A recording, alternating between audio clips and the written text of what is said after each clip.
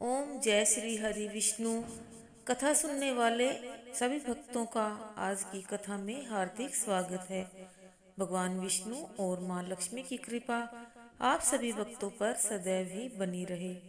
आज की कथा में आप सुनेंगे बृहस्पतिवार व्रत कथा। भारतवर्ष में एक प्रतापी और दानी राजा राज्य करता था। वह नित्य गरीबों और ब्राह्मणों की सहायता करता था। यह बात उसकी रानी को अच्छी नहीं लगती थी। वह न ही गरीबों को दान देती, न ही भगवान का पूजन करती थी और राजा को भी दान देने से मना किया करती थी।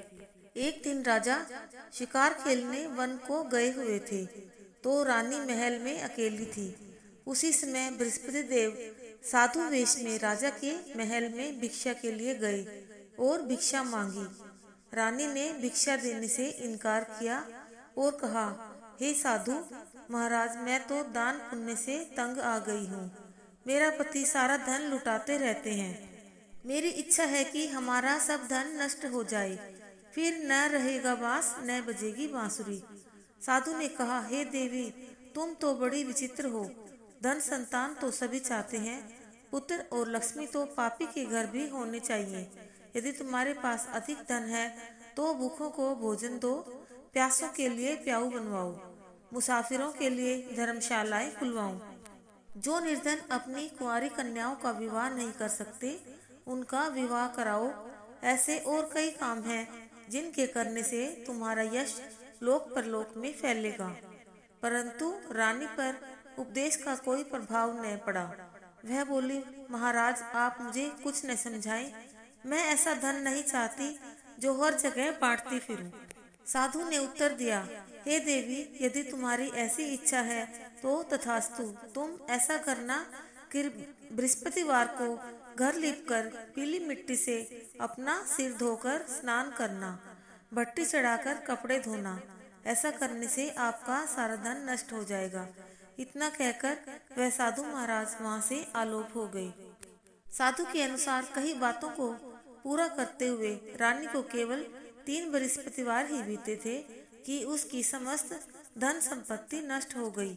भोजन के लिए राजा का परिवार तरसने लगा। तब एक दिन राजा ने रानी से कहा कि हे रानी, तुम यहीं रहो, मैं दूसरे देश को जाता हूँ, क्योंकि यहाँ पर सभी लोग मुझे जानते हैं, इसलिए मैं कोई छोटा कार्य नहीं कर सकता। ऐसा कहकर राजा परदेश चला गया। वहाँ वह जंगल से लकड़ी काट कर लाता और शहर में बेचता। इस तरह वह अपना जीवन व्यतीत करने लगा। इधर राजा के परदेश जाते ही रानी और दासी दुखी रहने लगी। एक बार जब रानी और दासी को 7 दिन तक बिना भोजन के रहना पड़ा, तो रानी ने अपनी दासी से कहा, हे दासी, पास ही के नगर में मेरी बहन रहती है। वह बड़ी धनवान है। तू उसके पास जा और कुछ ले आ, ताकि थोड़ी बहुत गुजर बसर हो जाए। दासी रानी की बहन के पास गई। उस दिन गुरुवार था और रानी की बहन उस समय बृहस्पतिवार व्रत की कथा सुन रही थी। दासी ने रानी की बहन को अपनी रानी का संदेश दिया, लेकिन रानी की बड़ी बहन ने कोई उत्तर नहीं दिया। जब दासी को रानी की बहन से कोई उत्तर नहीं मिला, तो वह बहुत दुखी हुई और उसे क्रोध भी आया। दासी ने वापस आकर रानी को सारी बात बता दी। सुनकर रानी ने अपने भाग्य को कोसा। उधर रानी की बहन ने सोचा कि मेरी बहन की दासी आई थी, परंतु मैं उससे नहीं बोली, इससे वह बहुत दुखी हुई होगी। कथा सुनकर और पूजन समाप्त करके वह अपनी बहन के घर आई और कहने लगी, हे बहन, मैं बृहस्पतिवार का व्रत कर रही थी। तुम्हारी दासी मेरे घर आई थी, परंतु जब तक कथा होती तब तक न तो उठते हैं और न ही बोलते हैं, इसलिए मैं नहीं बोली। कहो दासी क्यों गई थी? रानी बोली, बहन, तुमसे क्या छिपाऊं, हमारे घर में खाने तक को अनाज नहीं था। ऐसा कहते कहते रानी की आंखें भर आई। उसने दासी समेत पिछले 7 दिनों से भूखे रहने तक की बात अपनी बहन को विस्तार पूर्वक सुना दी। रानी की बहन बोली, देखो बहन, भगवान बृहस्पति देव सबकी मनोकामना को पूर्ण करते हैं। देखो, शायद तुम्हारे घर में अनाज रखा हो। पहले तो रानी को विश्वास नहीं हुआ, पर बहन के आग्रह करने पर उसने अपनी दासी को अंदर भेजा, तो उसे सचमुच अनाज से भरा एक घड़ा मिल गया। यह देखकर दासी को बड़ी हैरानी हुई। दासी रानी से कहने लगी, हे रानी, जब हमको भोजन नहीं मिलता तो हम व्रत ही तो करते हैं, इसलिए क्यों न इनसे व्रत और कथा की विधि पूछ ली जाए ताकि हम भी व्रत कर सकें। तब रानी ने अपनी बहन से बृहस्पतिवार व्रत के बारे में पूछा। उसकी बहन ने बताया, बृहस्पतिवार के व्रत में चने की दाल और मुनक्का से विष्णु भगवान का केले की जड़ में पूजन करें तथा दीपक जलाएं, व्रत कथा सुने और पीला भोजन ही करें, इससे बृहस्पति देव प्रसन्न होते हैं। व्रत और पूजन विधि बताकर रानी की बहन अपने घर को लौट आई। 7 दिन के बाद जब गुरुवार आया तो रानी और दासी ने व्रत रखा। गुड़साल में जाकर चना और गुड़ लेकर आई, फिर उससे केले की जड़ तथा विष्णु भगवान का पूजन किया। अब पीला भोजन कहाँ से आई, इस बात को लेकर दोनों बहुत दुखी थी, क्योंकि उन्होंने व्रत रखा था, इसलिए बृहस्पति देव उनसे प्रसन्न थे। इसलिए वे एक साधारण व्यक्ति का रूप धारण कर 2 थालों में सुंदर पीला भोजन दासी को दे गए। भोजन पाकर दासी प्रसन्न हुई और फिर रानी के साथ मिलकर भोजन ग्रहण किया। उसके बाद वे सभी गुरुवार को व्रत और पूजन करने लगी। बृहस्पति भगवान की कृपा से उनके पास फिर से धन संपत्ति आ गई, परंतु रानी फिर से पहले की तरह आलस्य करने लगी। तब दासी बोली, देखो रानी, तुम पहले भी इस तरह आलस्य करती थी, तुम्हें धन रखने में कष्ट होता था, इस कारण सभी नष्ट हो गया, और अब जब भगवान बृहस्पति की कृपा से धन मिला है तो तुम्हें फिर से आलस्य होता है। रानी को समझाते हुए दासी कहती है कि बड़ी मुसीबतों के बाद हमने यह धन पाया है, इसलिए हमें दान पुण्य करना चाहिए, भूखे मनुष्यों को भोजन कराना चाहिए और धन को शुभ कार्यों में खर्च करना चाहिए, जिससे तुम्हारे कुल का यश बढ़ेगा, स्वर्ग की प्राप्ति होगी और पितर प्रसन्न होंगे।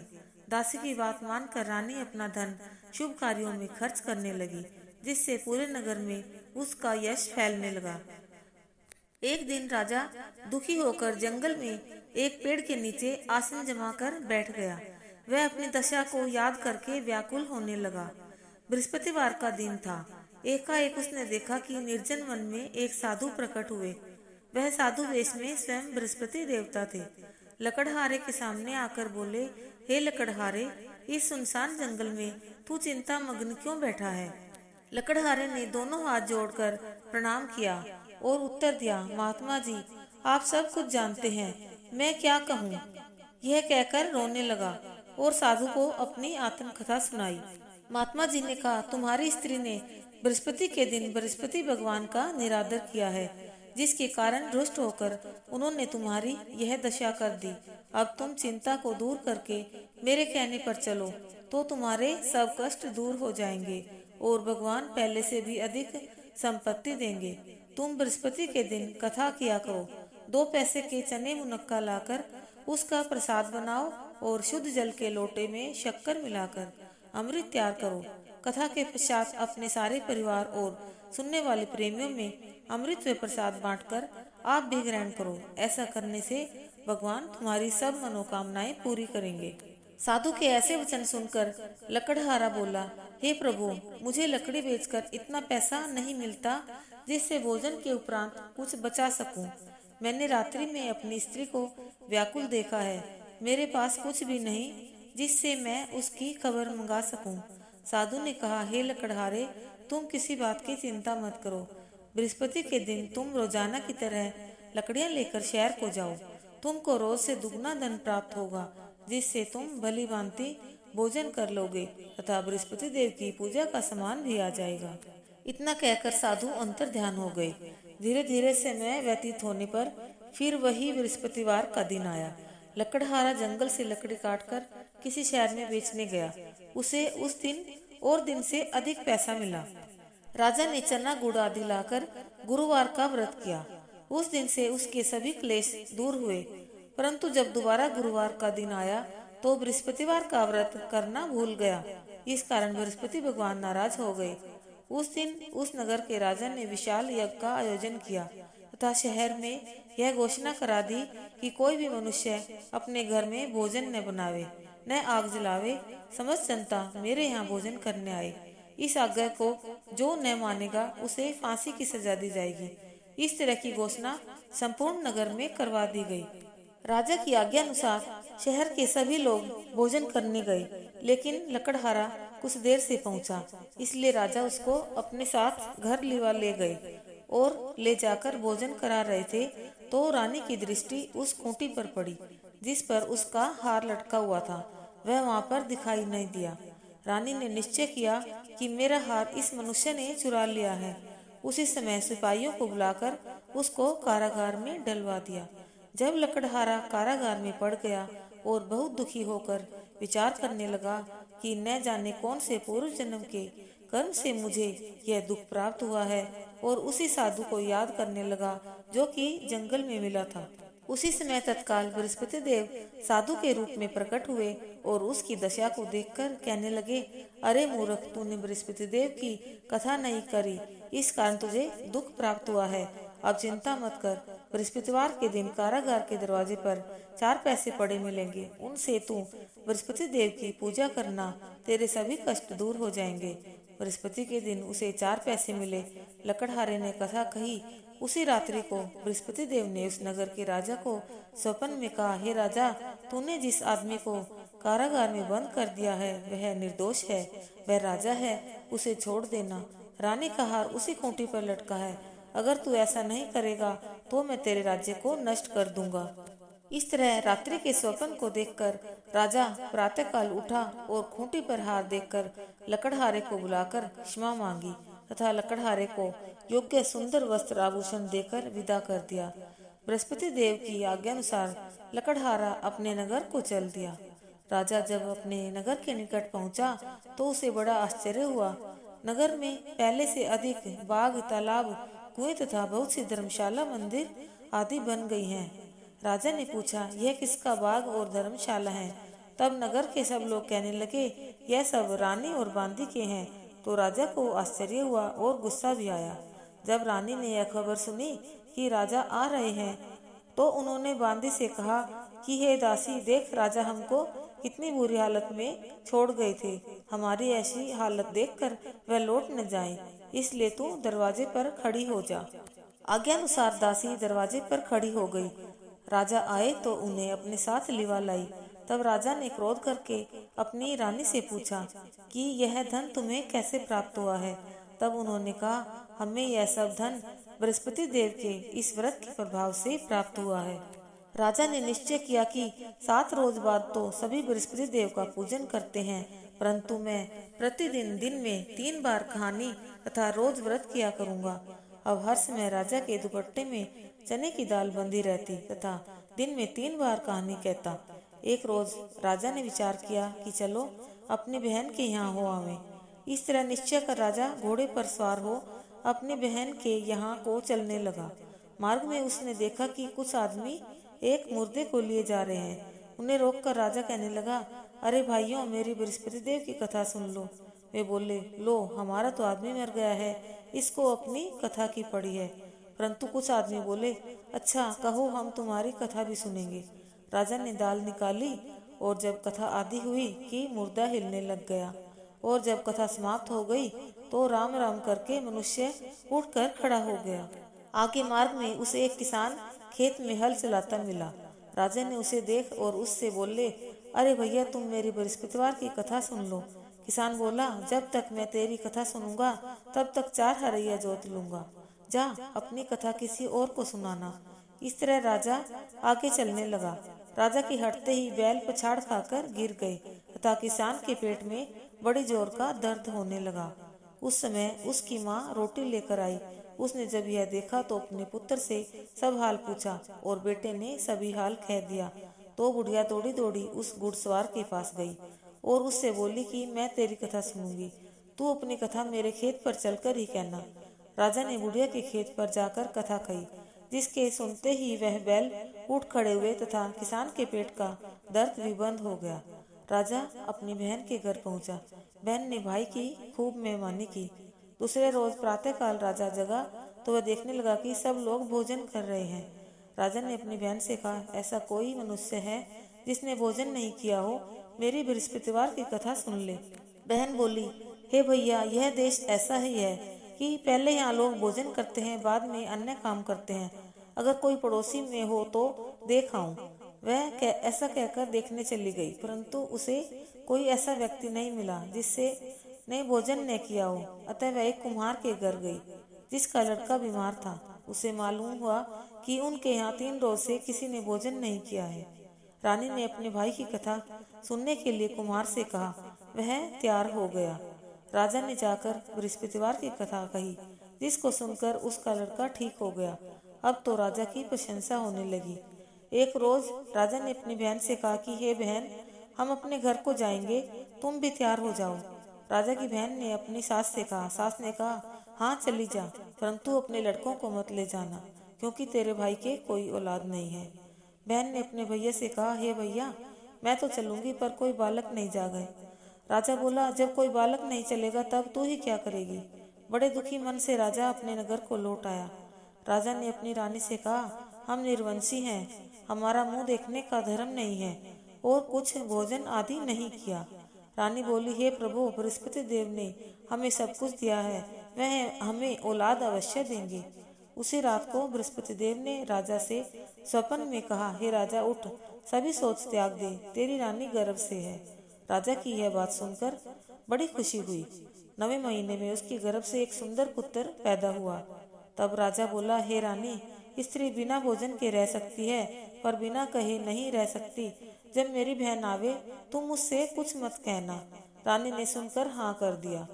जब राजा की बहन ने यह शुभ समाचार सुना तो वह बहुत खुश हुई तथा बधाई लेकर अपने भाई के यहाँ आई।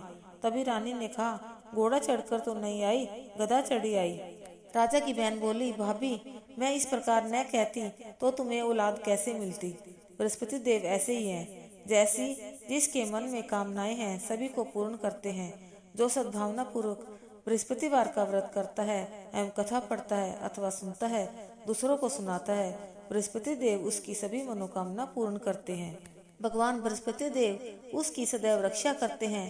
संसार में जो मनुष्य सद्भावना से भगवान जी का पूजन व्रत सच्चे हृदय से करते हैं तो उसकी सभी मनोकामनाएं पूर्ण करते हैं। जैसी सच्ची भावना से रानी और राजा ने उनकी कथा का गुणगान किया तो उनकी सभी इच्छाएं बृहस्पति देव जी ने पूर्ण की थी। इसलिए पूर्ण कथा सुनने के बाद प्रसाद लेकर जाना चाहिए। हृदय से उसका मनन करते हुए जयकारा बोलना चाहिए। बोलो बृहस्पति देव भगवान की जय, विष्णु भगवान की जय। अब आप सुनेंगे बृहस्पति देव की दूसरी कथा। प्राचीन काल में एक ब्राह्मण रहता था। वह बहुत निर्धन था। उसके कोई संतान नहीं थी। उसकी स्त्री बहुत मलिनता के साथ रहती थी।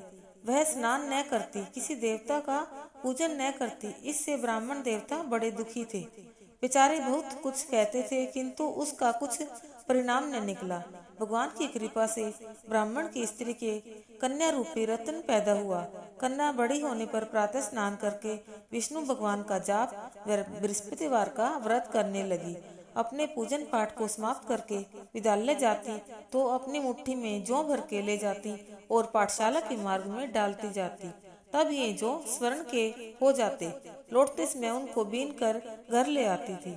एक दिन जब वह बालिका सूप में उस सोने के जौ को फटक कर साफ कर रही थी, उसके पिता ने देख लिया और कहा, हे बेटी, सोने के जौ के लिए सोने का सूप होना चाहिए। दूसरे दिन बृहस्पतिवार था। इस कन्या ने व्रत रखा और बृहस्पति देव से प्रार्थना करके कहा, मैंने आपकी पूजा सच्चे मन से की हो तो मेरे लिए सोने का सूप दे दो। बृहस्पति देव ने उसकी प्रार्थना स्वीकार कर ली। रोजाना की तरह वह कन्या जौ फैलाती हुई जाने लगी।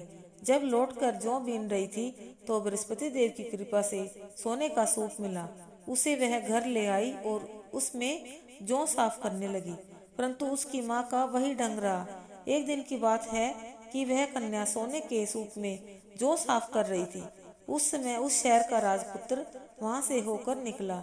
इस कन्या के रूप और कार्य को देखकर मोहित हो गया तथा अपने घर आकर भोजन तथा जल त्याग कर उदास होकर लेट गया। राजा को इस बात का पता लगा तो अपने प्रधानमंत्री के साथ उसके पास गए और बोले, हे बेटा, तुम्हें किस बात का कष्ट है? किसी ने अपमान किया है अथवा और कारण हो सो कहो, मैं वही कार्य करूंगा जिससे तुम्हें प्रसन्नता हो। अपने पिता की राजकुमार ने बातें सुनी तो वह बोला, मुझे आपकी कृपा से किसी बात का दुख नहीं है, किसी ने मेरा अपमान नहीं किया है, परंतु मैं उस लड़की से विवाह करना चाहता हूँ जो सोने के सूप में जौ साफ कर रही थी। यह सुनकर राजा आश्चर्य में पड़ गया और बोला, हे बेटा, इस तरह की कन्या का पता तुम ही लगाओ, मैं उसके साथ तेरा विवाह अवश्य ही करवा दूंगा। राजकुमार ने उस लड़की के घर का पता बतलाया। तब मंत्री उस लड़की के घर गए और ब्राह्मण देवता को सभी हाल बतलाया। ब्राह्मण देवता राजकुमार के साथ अपनी कन्या का विवाह करने के लिए तैयार हो गए तथा विधि विधान के अनुसार ब्राह्मण की कन्या का विवाह राजकुमार के साथ हो गया। कन्या के घर से जाते ही पहले की भांति उस ब्राह्मण देवता के घर में गरीबी का निवास हो गया। अब भोजन के लिए भी अन्न बड़ी मुश्किल से मिलता था। एक दिन दुखी होकर ब्राह्मण देवता अपनी पुत्री के पास गए। बेटी ने पिता की दुखी अवस्था को देखा और अपनी माँ का हाल पूछा। तब ब्राह्मण ने सभी हाल कहा। कन्या ने बहुत सा धन देकर अपने पिता को विदा कर दिया। इस तरह ब्राह्मण का कुछ समय सुखपूर्वक व्यतीत हुआ। कुछ दिन बाद फिर वही हाल हो गया। ब्राह्मण फिर अपनी कन्या के यहाँ गया और सारा हाल कहा तो लड़की बोली, हे पिताजी, आप माता जी को यहाँ लिवा लाओ, मैं उसे विधि बता दूंगी जिससे गरीबी दूर हो जाए। वह ब्राह्मण देवता अपनी स्त्री को साथ लेकर पहुँचे तो अपनी माँ को समझाने लगी, हे माँ, तुम प्रातः काल प्रथम स्नान आदि करके विष्णु भगवान का पूजन करो तो सब दरिद्रता दूर हो जाएगी। परंतु उसकी माँ ने एक भी बात नहीं मानी और प्रातः काल उठकर अपनी पुत्री के बच्चों की जूठन को खा लिया। इससे उसकी पुत्री को भी बहुत गुस्सा आया और एक रात को कोठरी से सभी सामान निकाल दिया और अपनी माँ को उसमें बंद कर दिया।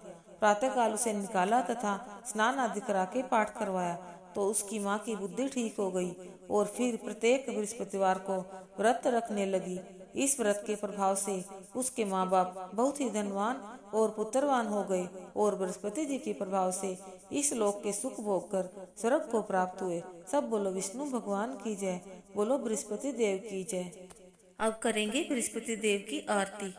ओम जय बृहस्पति देवा, स्वामी जय बृहस्पति देवा, छिने छिने भोग लगाऊं, छिने छिने भोग लगाऊं, कदली फल मेवा। ओम जय बृहस्पति देवा।